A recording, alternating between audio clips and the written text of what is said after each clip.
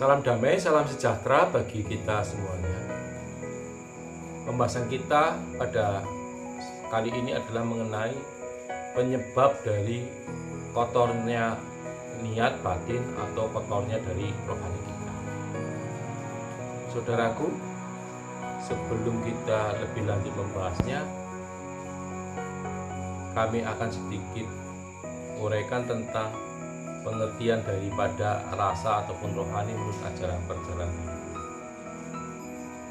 Di dalam ajaran perjalanan leluhur bahwa manusia itu terdiri 3 unsur, yaitu di dalam diri manusia ada unsur jasmani, yang kedua ada unsur rasa atau niat atau secara umum disebut dengan rohani, dan yang ketiga di dalam diri manusia ada unsur yaitu adanya roh atau sang hidup, di mana roh atau sang hidup yang ada di dalam diri manusia itu membawa sifat-sifat suci dari sumbernya Tuhan Yang Maha Suci, di mana sifat-sifat suci ini secara umum disebut dengan hati nurani.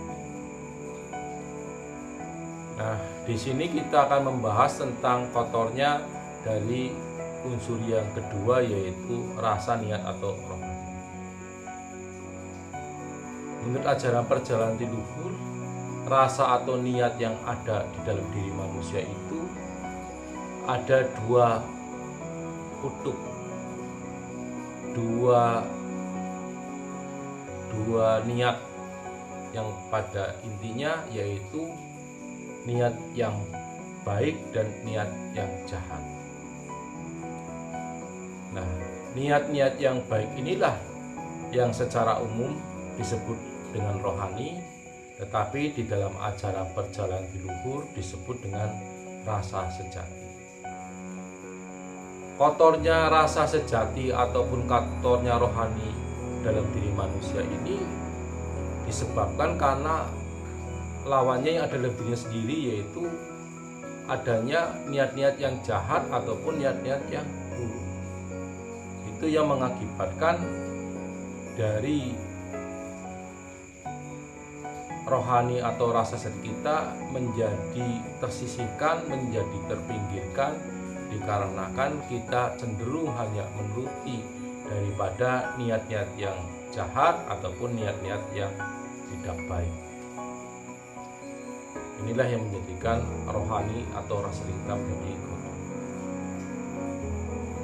Penyebab-penyebab itu dikarenakan bahwa dalam kehidupan kita sehari-hari, kita seringkali di dalam kita bergaul, kita bermasyarakat dengan teman, dengan tetangga, dengan saudara dan sebagainya.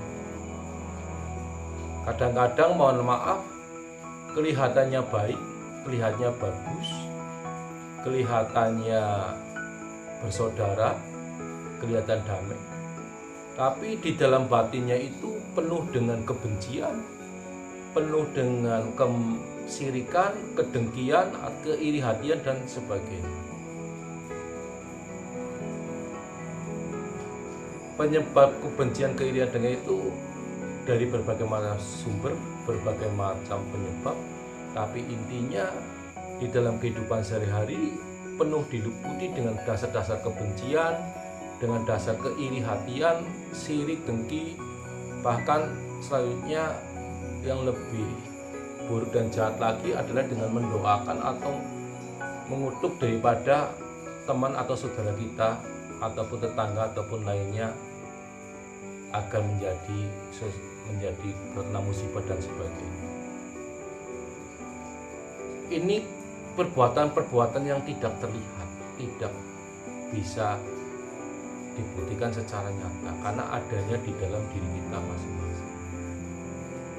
Kebiasaan-kebiasaan niat yang dasar-dasarnya hanya diliputi kebencian, kesirikan, dan kedengkian inilah yang di dalam ajaran perjalanan leluhur bukanlah suatu niat atau rasa yang sebenar-benarnya, bukanlah suatu niat atau rasa yang sejati, bukanlah niat atau sesuatu yang berdasarkan mengikuti dari rohaninya. Kalau niat-niat jahat ini, niat-niat seperti itu dibiarkan terus-menerus, maka lambat laun akan mempengaruhi dari pribadi manusia itu sendiri, sehingga akan mempengaruhi jasmaninya, sehingga akan kotorlah dari batinnya atau rasa yang ada di dalam dirinya karena hanya mengikuti daripada niat-niat jahat atau buruk tersebut. Oleh karena itu, secara umum sering kita mendengar adanya suatu siraman rohani atau pencerahan rohani yang pada intinya di dalam pengertian-pengertian tersebut sesungguhnya adalah membangkitkan, meningkatkan agar kita sebagai manusia semakin kuat, semakin tumbuh dan berkembang niat-niat baiknya, sehingga niat-niat jahat itu bisa disingkirkan ataupun diredam. Itulah yang secara umum dan siraman. Tapi diajarkan rasa sejarah. Nah, yang lebih kadang-kadang di dalam kehidupan sehari secara umum, niat-niat yang jahat itu seringkali dalam kehidupan sehari, mohon maaf, kita sering mendengar susah melihat orang senang, senang melihat orang susah. Padahal susah dan senangnya setiap manusia itu sudah takdirnya masing-masing, sudah kehendaknya alam dan sudah kehendaknya yang maha kuasa. Tidak perlulah kita sebagai manusia merasa iri, merasa dengki, karena semua sudah punya garisnya sendiri-sendiri, semua sudah mempunyai jalurnya sendiri-sendiri. Tidak usahlah kita membenci atau mendengki. Di samping itu, dalam kehidupan sehari-hari kita melihat tetangga atau saudara kita yang lebih maju, kalau kita ingin seperti itu tidak masalah, tapi hanya sebagai bentuk suatu keinginan ingin maju, tidak dilandasi dengan iri dan dengki. Karena kalau tanpa keinginan maka kita tidak ada semangat untuk menjadi lebih maju. Tidak apa-apalah kita melihat contoh-contoh di sekitar kita, melihat orang yang maju, orang yang sukses, tidak masalah. Sebagai pemicu diri kita untuk kita juga semakin lebih maju dan semakin lebih baik seperti apa yang ada di sekitar kita. Jangan ada sifat-sifat iri atau dengki menyelimuti dalam batin atau rasa kita, karena itu akan mengotori rohani ataupun rasa jati kita. Nah, inilah yang menjadi penyebab dari kotornya rohani atau rasa jati kita. Dan kalau ini dibiarkan terus-menerus menjadikan manusia-manusia terbelenggu dalam kegelapan di dalam batinnya. Ibarat ada suatu gelas, ada air beningnya, dan di dalam air bening ada sinarnya. Gelas itu jasmaninya, air bening itu adalah rasanya, di dalamnya ada sinar itu adalah sang hidup atau rohnya, ada kesuciannya. Nah, airnya ini kalau kita hanya menuruti dari niat-niat yang jahat, rasa-rasa sirik, dengki, benci dan sebagainya, ini menjadikan air itu kotor. Kotornya air inilah yang nanti mempengaruhi dari sang hidup atau rasa suci yang ada di dalamnya tidak bisa memancar untuk kehidupannya. Oleh karena itu, di dalam ajaran perjalanan hidupku bagi manusia sudah terlanjur dalam kehidupannya sehari-hari dipengaruhi oleh niat-niat yang jahat, dipengaruhi oleh suatu kebencian, dipengaruhi oleh rasa iri dan dengki, entah dari berbagai macam penyebabnya dan faktornya. Bagi ajaran perjalanan hidup ini adalah tidak benar. Oleh karena itu, di dalam ajaran perjalanan hidupku, agar niat ini menjadi bersih, karena kalau ini dibiarkan akan mempengaruhi dalam kehidupannya di dunia ini, penuh dengan ketidaktenangan, ketentraman dan kedamaian.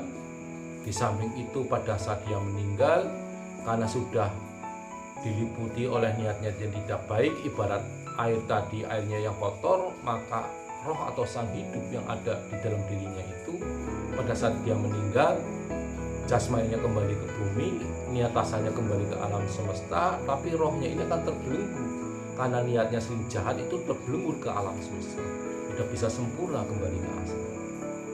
Oleh karena itu, di dalam ajaran perjalanan diriku untuk membersihkan dari kita yang sudah terlanjur mempunyai sifat kebencian, sifat keiri, dengkian dan sebagainya, di dalam ajaran diriku ganti luhur diupayakan untuk dibersihkan dengan tata cara yang pertama adalah mohon ampun. Mohon ampun atas semua dosa kesalahan kita lahir dan batin.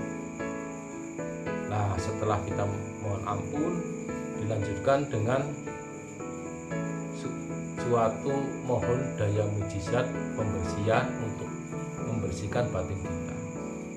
Karena setiap niat atau kebencian sudah kita keluarkan pada seseorang, meskipun kita sudah mohon ampun diri kita kepada Yang Maha Kuasa, kepada Sang Maha Pencipta, tapi efek daripada keterlanjuran kita berniatnya tidak baik tetap ada efeknya, ada energi negatifnya, dan ini perlu dibersihkan.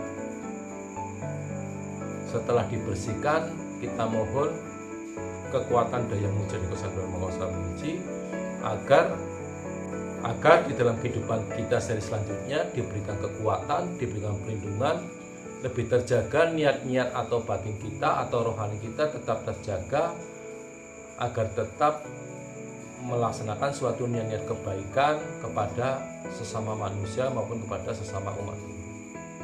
Sehingga tenanglah diri kita, damailah batin kita, nyamanlah diri kita secara batin dan juga secara lahir. Inilah saudaraku, penyebab-penyebab dari kotornya batin kita, penyebab-penyebab kotor rohani kita yang menjadikan kita tidak bersih ataupun kotor, dan bagaimana cara membersihkannya. Demikian yang bisa saya sampaikan. Sekian dan terima kasih.